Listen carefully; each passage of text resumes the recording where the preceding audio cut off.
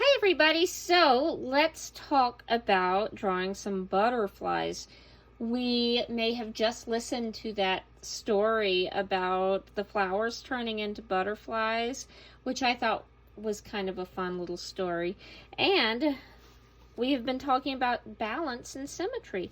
And so I'm going to show you a trick to show you how you can make a really symmetrical butterfly, and this works for drawing other things as well. So, and if this trick doesn't work for you, it is okay. You can just draw it the regular way. So you can see my butterfly right here, just a quick little example. And then I am gonna actually, oops, and I'm gonna turn this around. I have things all kind of crazy and disorganized. And this version is a dragonfly. And we'll come back to this little guy in a minute just to show you a little fun coloring tip. So let me find a fresh page in my sketchbook. And you can also, whoops, there, just lost our page. You can also just use regular copy paper if you want, but I'm just going to use this page right here to try to keep myself a little bit organized. So what I'm going to do first, I'm going to fold my paper in half. So this will, again, work any old kind of paper you have, but I'm going to fold this in half, and it does not have to be perfect. We're just creating a line of symmetry down the center of our paper. And so I am going to draw half of my butterfly. So that means half of a head. If I make it go down, it's going to have kind of a heart-shaped head, which is kind of fun if you want to do that. But if you want it to be more of a round head, think about half of a circle and then half of the body. And then we're going to think about some wings. I'm just going to keep this nice and simple. Just two simple wings. If I want it to be a little bit bigger, I could just go around this again if I wanted to. And if I want to repeat that shape, I could just kind of do another line here.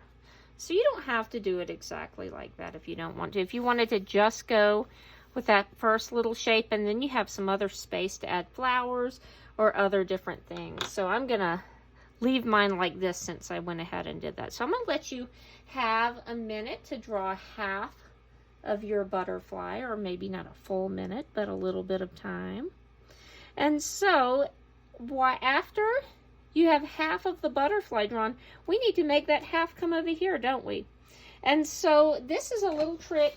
Sometimes it doesn't work very well, depending on what kind of paper you're using and how strong your pressure is, but we're going to give it a try. So I'm going to fold my paper back, and I have a marker here, and I'm just leaving it closed. It does not have to be an open marker. If I had something else, let's see, what do I have laying around here? This is just an ink pen that has kind of a nice rounded off end. That would probably work for my next step.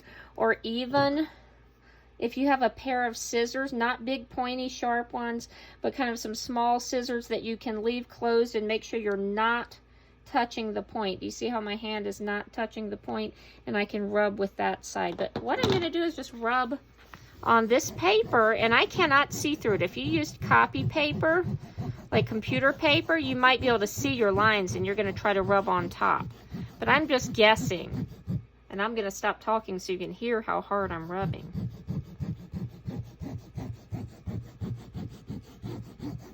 And then we're going to check.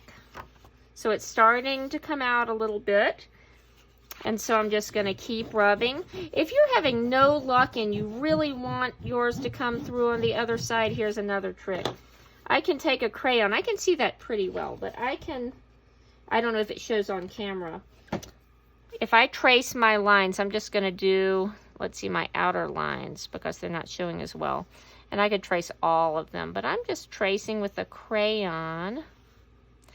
Any color will do. I just happen to grab my black crayon. And so let's see if that helps, because our crayon sometimes sort of prints a little bit more easily.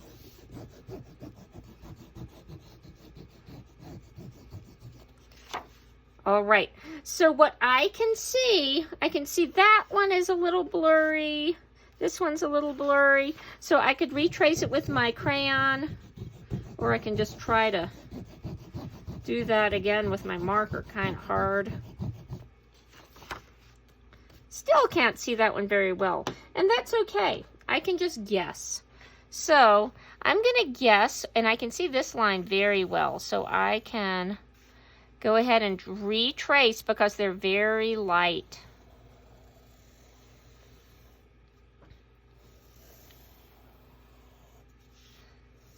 And I'm just doing the best I can if I can't see it very well.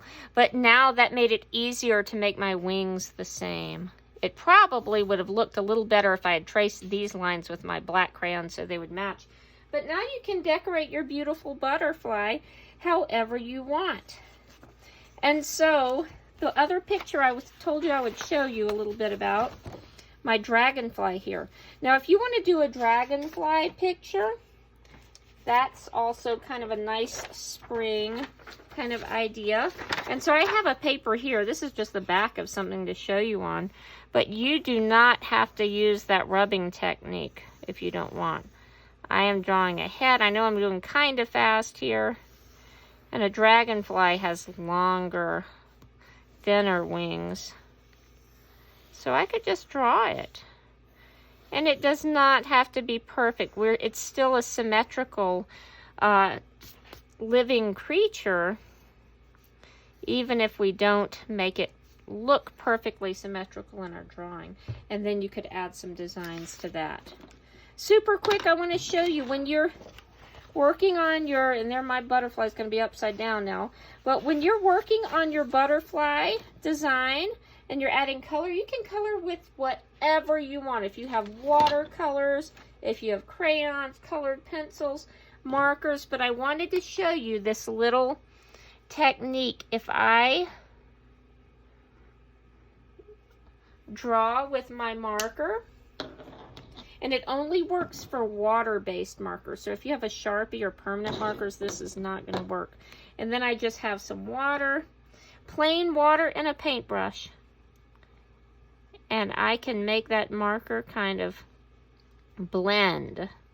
Now this works a little bit better on stronger paper instead of computer paper. If you have computer paper or thin paper like this, you probably want to put something underneath so it doesn't leak through. But you can try that out if you want to, and then you can add designs on top if you do that once your marker and water is dry. So that was kind of a lot of speedy directions, but I'm hoping that that made it to give us some ideas for our drawings, and I can't wait to see what yours look like.